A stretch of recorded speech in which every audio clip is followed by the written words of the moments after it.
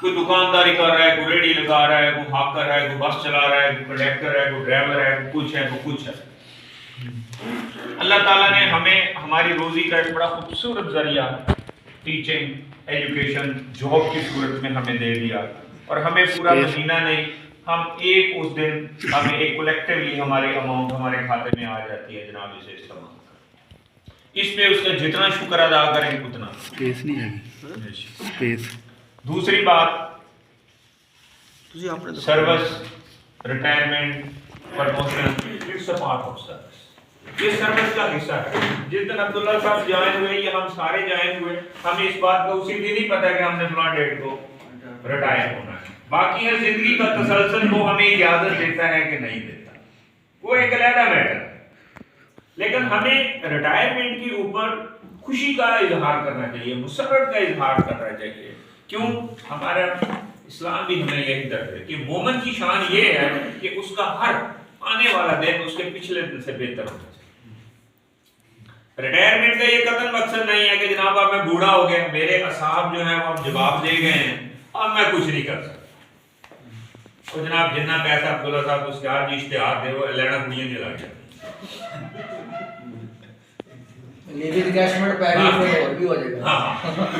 Sir इस बात पे कभी भी परेशान नहीं होना किसी उस्ताद ने कि जनाब रिटायरमेंट आ रही है, पता नहीं आगे मेरे हालात कैसे आ जाएंगे। नहीं सर, बिल्कुल भी नहीं, ऐसी बात ही नहीं। अल्लाह ताला इतना खूबसूरत आपको निजाम देगा, आप खुद हैरान होंगे कि ये कैसे और कहां से होगा। अगर उसने आपके दुनिया में आने से पहले इंतजाम आपका कर दिया तो आपकी रिटायरमेंट के बाद भी वो करना चाहिए। अपनी लाइफ को खूबसूरत बनाना, ये जिंदगी अल्लाह का एहसान है, अल्लाह का तोहफा है, उसकी नेमत है। इसे खूबसूरत से खूबसूरत बनाना, और रिटायरमेंट के बाद इसे कैसे खूबसूरत बनाना है, अल्लाह ताला आपको हजारों मौके देगा। देखें, एक वो मौका है जो बंदा प्लान बनाता है, जैसे यकूब साहब हमारे एक उस्ताद हमारे महकमे के, कल रिटायरमेंट का आखिरी दिन, अल्लाह को प्यारे हो नहीं, मेरा उनसे उस्ताद नहीं थे, सुने ना। दूसरी बात, अल्लाह ताला तो अब्दुल्ला साहब को एक मौका दे रहा है, सेहत के साथ, सलामती के साथ दे रहा है। ये अपनी जिंदगी को और ज्यादा इससे भी खूबसूरत बना। ऑलरेडी एक बिजनेस मौजूद है, उसको खूबसूरतियां बखेरें उसकी। आप देखेंगे कि आपकी जिंदगी पहले से भी ज्यादा खूबसूरत हो जाएगी। बजाय इसके कि हमारा मोस्टली एक एनवायरनमेंट एजुकेशन डिपार्टमेंट के अंदर या समथिंग एल्स डिपार्टमेंट बना हुआ है, और ये बस रिटायरमेंट होगी, 60 साल हो गए, बूढ़े हो गए, ये हुन की करना और कर लिया जो करना। नेवर एवर सर, आपकी सोच बुलंद होनी चाहिए। एक तरफ तो हमें कोई बात थोड़ी सी आ जाती हॉल से आउट होने के लिए, वो जिस तरह मर्द के बारे में कहा कभी बूढ़ा नहीं होता, तो पता नहीं रिटायरमेंट के बाद उनके बूढ़े हो जाते हैं। शादी का प्लान है सर। हाँ माशाल्लाह, आएंगे सारे सर। 10 के करो, अल्लाह करे वापसी सही सलामत आ जाए। तो सर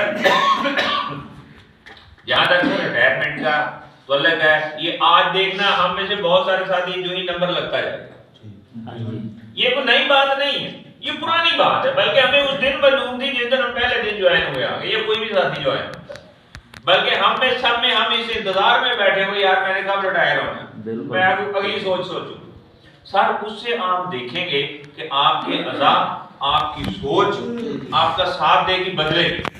अगर आप ये सोच के बाद कुछ नहीं करना सर, आप देखना कि आपकी बॉडीज का जो ऑर्गेनिज्म सिस्टम है वो आपको रिड्यूस करेगा, वरना आप सोच अच्छी रखेंगे आपको प्रोड्यूस करेगा।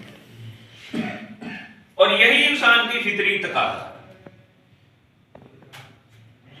कि आप देखेंगे एक शख्स बीमार पड़ा हुआ है, जिंदगी के आखिरी लम्हात उसके चल रहे हैं, अब उसका एक बेटा है जिसका वो सारी उम्र इंतजार करता है, मुल्क से बाहर गया था, किसी ने कहा जी अब वो वापस नहीं आएगा, उसी सदमे ने उसको बूढ़ा कर दिया। लेकिन मर के बिस्तर पर पड़ा उसे को खबर देता कि आपका वो बेटा, सर आप यकीन करें वो बंदा उठ के बैठ गया। अब किस चीज ने उसे उठ के बैठा दिया? बीमारी तो थी उसको, उसकी सोच ने सर, उसकी सोच ने, उसके उस जज्बे ने जिसका वो इंतजार करता, वरना शायद वो उठ के ना बैठता। अब मोस्टली लोगों के अंदर बीए का मुस्लिम हमारा एक जज्बा होता है, हम अपने बुजुर्गों को उम्र और हज के लिए भेजते। सर आप वही बुजुर्ग देखते हैं कि ऐसा परफॉर्म करके आते हैं, शायद जवान भी नहीं करते। क्या वजह? सेहत तो उसकी वही थी, जमात से वही थी। अब हमारे अंदर एक बीइंग मुस्लिम एक सिस्टम है कि जनाब जब मैं जाके रोज़ा रसूल को देखूंगा तो जो मैं अपनी आंखों में एक ठंडक महसूस करूंगा, बस अब मुझे कुछ नहीं चाहिए। जब मैं वहां पे एंट्री करूंगा मक्के शरीफ के अंदर और मैं खाना काबा की वो ब्लैक और गोल्डन शेप कढ़ाई के साथ वो इमारत में देखूंगा, और भाई मेरे अंदर तो जवानी होता ना। सर ये क्या है? यही वो चीज है, वो सिस्टम है आपके अंदर जो आपको बूस्ट अप करता है। ये एक साइकोलॉजी हमारे अंदर है जिसे हम रिटायरमेंट के ऊपर हम अपने ऊपर इसको इन्फोर्स ना करें। आप पहले से बेहतर परफॉर्म कर सकते हैं, जिसकी जिंदा मिसालें आप देखें मुल्क के अंदर बहुत से ऐसे महकमों के लोगों को ही क्यों सेकंड सर्विस के लिए आफ्टर रिटायरमेंट हायर कर लिया जाता है कि यार ये पहले से अब भी ज्यादा बेहतर परफॉर्म करें। तो करते हैं, क्यों नहीं करते? तो इसलिए सर मैं तो इस बात में कायल हूं कि इंसान की सोच, वो प्रोडक्शन, वो एडवांस, उसके अंदर वो इन होना चाहिए कि इस बात की तरफ जाएगी कि जनाब मैं रिटायर। सर यही चीज आपको बिस्तर पे बैठा देती है, यही सोच आती है। जो इंसान अच्छा वेल प्लानर होता है ना, वो तो रिटायरमेंट वाले दिन ही बैठा होता है प्लान करके, जनाब आज आखिरी दिन कल तो उसकी देखना है होता कि आप देखना सर उस बंदे के जज्बा, बल्कि वो मॉडल बनता है अपने बच्चों के लिए, अपनी फैमिली के लिए। सर वो मॉडल बनता है और अपने कुलीग्स के लिए भी मॉडल बनता है। बहुत सारी ऐसी मिसालें मौजूद हैं बड़े लोगों की। हाँ, कोई ऐसा वक्तुआ बन गया कि जनाब जिसकी वजह से मैं ये काम नहीं, वो एक दैट्स अनदर रीजन।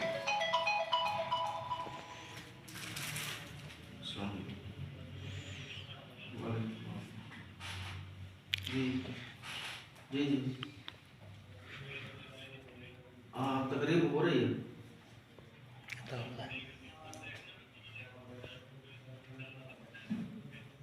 जोड़ी करना है, शुक्रिया।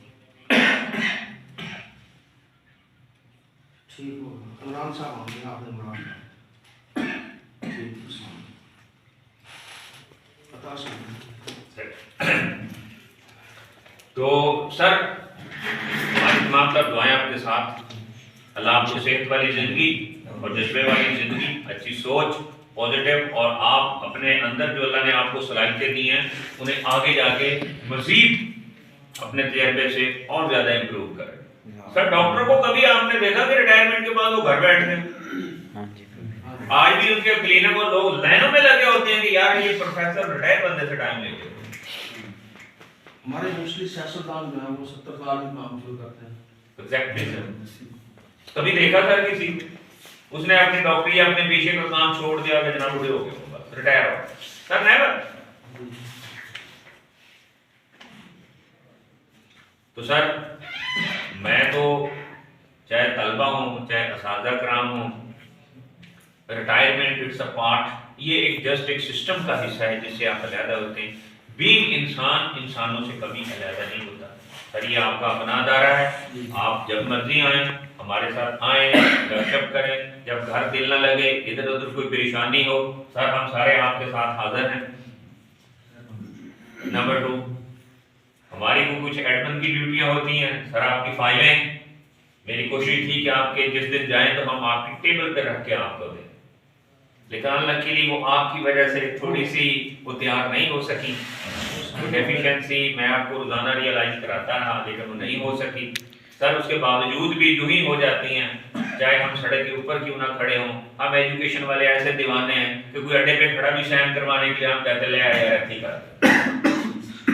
लोग इस बात का वो कहते हैं जनाब मिले ने बुक दे, ਸਰ ਜੀ ਉਹ ਡੀਜੀ ਖਾਨ ਵਾਲਾ ਇੱਕ ਉਹ 1.5 ਲੱਖ ਆਈਡੀ ਕਾਰਡ ਤੇ ਸਾਈਨ ਕੀਤੀ ਖੜਾ ਜੀ ਉਹ ਨਾਦ ਵਾਲਿਆਂ ਨੇ ਨੋਟਿਸ ਭੇਜਤਾ ਵੀ ਗੋਕ ਦੇ ਕੰਮ तो कहने का मकसद ये है कि हमारे अंदर वो मैं नहीं होती, हमारे अंदर ऐसी वो नेगेटिव सोच नहीं है, ब्यूरोक्रेटिक सोच की ना मेरे दफ्तर यहाँ से काम होएगा या मैं इस वक्त नहीं मिलूंगा फलां वक्त में आना। सर हमारी ऐसी सोचें नहीं है अल्हम्दुलिल्लाह। क्यों? हम लोगों को तरबियत देने वाले हैं, हम तो लोगों को तरबियत बांटते हैं और हमारी ऐसी आकड़ खां वाली अपनी तबीयत हो तो फिर हम लोगों को क्या तरबियत दें। इसलिए उस आजाद को ये ना अब कहें कि कोई हेड है कोई ऐसा है कि जनाब वो मुझे जिथे मर्जी कहो तो बैठा पानी लाने के अंदर ले हुसैन भी ना होता सर ये उसका बड़ा बात ये उसकी फ्राक है, ये उसका ब्रॉड माइंडेड है कि वो अपने से छोटे को छोटा नहीं समझा, उसने उसको फैसिलिटेट किया कि यार कोई बात नहीं ले ये मेरी जेब में स्टैम्प है। और आपने अक्सर देखा होगा कि लोग फोन कर रहे थे हमारे एसएसपी का यार कितने मोर है तेरे को दे मैं आ रहा हूं हुसैन कर दे और वो कह रहे हां हां है तू आ जा। सर ये है वो बड़ा काम, इसे हमें नेगेटिव ना ले, लेकिन लोग इसको नेगेटिव ले रहे हैं जिसकी वजह से मजबूरन कुछ को करना पड़ता है और मैं समझता हूं कि वो अगर करें तो फिर वो बेहतर करें वो ठीक है। तो सर बाकी लोगों की तरह मेरा भी आपसे कुछ मुरासम रहे हैं सर, हम भी आपसे माजरत खां हैं दिली तौर पर। तो बाकी सर अल्लाह ताला आपको सेहत दे खुशियां दे सर, आपके आंसुओं का सर बड़ा जिक्र हुआ बार बार, अल्लाह आपके आंसुओं को मुबारक करे आपके लिए। अगर आपकी जगह कोई और औरत ही आंसू बहा रही होती तो हम और तरह लेते वो मर्द के आंसू है और यकीन करें मर्द का आंसू ऐसे नहीं निकलता सर। अगर इसको हम डिटेल से लिटरेचर के आदमी पढ़ते हैं, मर्द का आंसू उस वक्त निकलता है जब उसके पास सारे ऑप्शन खत्म हो और वो मुंह से कुछ नहीं कहता, फिर वो अपना एक आंसू निकालता है। फिर उस आंसू को वही बंदा समझ सकता है जैसे वो आंसू समझ आ रहा है, आम बंदा उसको नहीं समझेगा। लेकिन वो औरत वाला आंसू नहीं होता कि आलू नहीं है तो आंसू आ गया, मिर्चे नहीं है तो आंसू आ गया, बाजार नहीं गया तो आंसू, ये वो वाला आंसू नहीं। पॉकेट मनी नहीं मिली तो आंसू निकल आए। ये वाहिद ऐसा मर्द है सर, अल्लाह मर्द की इज्जतों में और इजाफा करे। जब से सर ये पैदा होता है खिदमत गुजारी में गुजारता है, जब से ये पैदा होता है और औरत का ही गुलाम बन के रहता है। पैदा हुआ तो मां के ताबे औरत, थोड़ा सा बड़ा हुआ तो बहनों के ताबे औरत, उनसे बड़ा हुआ शादी हो गई फिर औरत, आगे अल्लाह पाक ने बेटियां अता कर दी फिर औरत, हत्ता कि ये बेचारा मर जाता है तो फिर भी औरतों के दरमियान में पड़ा होता है। कभी देख औरतों के दरमियान में पड़ा, मर्दों के दरमियान नहीं रखा। और ऐसा अजीम ये कभी इस बात को ये नहीं कह सकते जनाब मैं मर गया तो डेली सारी उम्र कमा कमा, ये नहीं, ये बात है। ये अपने अंदर ही वो बात भी रखता है बेटा मैं कमाता, बल्कि फख्र से कह रहा होता है कि जनाब मैं तो कमाना ही थोड़े, जनाब मैं जो कुछ कर मैं अपनी जात वास्ते नहीं कर रहा, और पुत्रों मैं तो कमा ही थोड़े ले रहा, मैं की करना, मेरा सारा कुछ ही थोड़ा। सर इतना अजीम है ये। और आपने देखा होगा कि वो कैसी कुर्बानियां दे रहा है, जताता भी नहीं है उसके ऊपर, बूढ़ा हो जाता है, हड्डियां जवाब दे जाती हैं, दांत टूट जाते हैं, बाल सफेद हो जाते हैं, फिर भी वो कह रहा है नहीं यार मेरे से जो हो सका मैं फिर भी तुम्हारे लिए। और आगे से जब औलाद या बीवी ये बात कह दे कि तू साडे लिए की कीता, सर वो आंसू जब उस बात पे उसका निकलता है ना, फिर उसके बाद ऑप्शन कोई नहीं होता सिवाय आंसू का कि मैं इनको जवाब क्या दूं इस बात, फिर उसके पास कोई लफ्ज नहीं, क्योंकि यहाँ पे लफ्ज खत्म हो जाता है। जिसकी जिंदा मिसाल और इस प्रोसेस से हम सब गुजर रहे हैं, हम सब गुजर रहे हैं ना।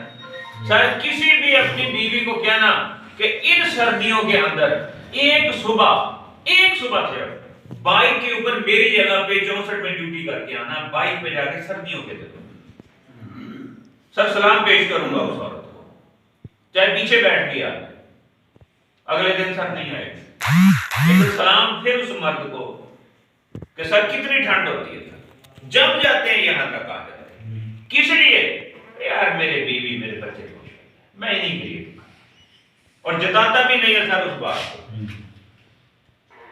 ना स्कूल के अंदर ना घर के अंदर जाके, और महीने बाद वो सैलरी आती है फिर लाके उन्हीं पे सारी इन्वेस्ट कर देता है और खुद ऐसे कपड़े पहन के फिर आता है यार बच जानते मैं कर लूंगा, नहीं तो कोई ऐसा।